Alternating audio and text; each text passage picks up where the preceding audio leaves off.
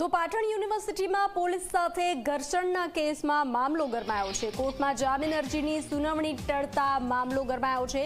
Police station બહાર કાર્યકરો અને સમર્થકો ઉમટી પડ્યા છે। બી ડિવિઝન પોલીસ મથકે સુરક્ષા વધારવામાં આવી છે। સાંસદ ગિરિબેન ઠાકોર પોલીસ મથકે પહોંચ્યા છે। જિલ્લા કોંગ્રેસના નેતાઓ પણ પોલીસ મથક પહોંચી આવ્યા છે। તો મામલો ગરમાયો છે। પોલીસ સ્ટેશન બહાર કાર્યકરો અને સમર્થકોના ટોળા ઉમટી પડ્યા છે।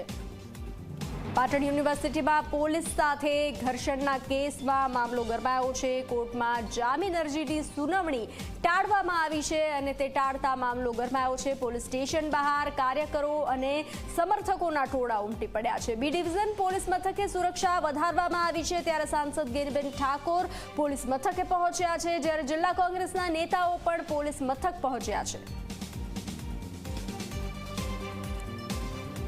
પોતાનું કાયદો અને વ્યવસ્થા જે બંધારણ છે એ બંધારણમાં જે આપણા કાયદા છે, નિયમો છે, એને વળગીને ન્યાય તોડવો જોઈએ।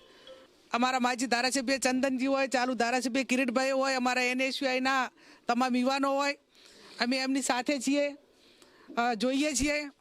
પોલીસનું કામ કરે એવી અમે અપેક્ષા રાખીએ છીએ, પણ કદાચ એમને કાયદો જ હાથમાં પોલીસે લેવા, નિયમો બધા હાથમાં લેવાના થતા હોય તો એની સામે કોંગ્રેસ પાર્ટી પણ ચૂપ નહીં રહે અને 6 વાગે સામેથી આવીને કાયદાને માન આપીને જ્યારે અહીં પોલીસ સ્ટેશનમાં હાજર થતા હોય ત્યારે સ્વાભાવિક છે પોલીસની સહાનુભૂતિ બધા અધિકારીઓ સાથે રહેવી જોઈએ।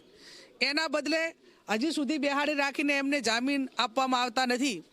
SP ને પોલીસ તંત્ર અહીંનું પાટણનું એ પોતાની જવાબદારી સમજે અને વહેલામાં વહેલા જામીન આપીને જે અમારા આગેવાનો સામેથી કાયદો અને વ્યવસ્થાને જે માન આપ્યું છે એના ઉપર કૂણું વલણ રાખે એવી હું અપેક્ષા રાખું।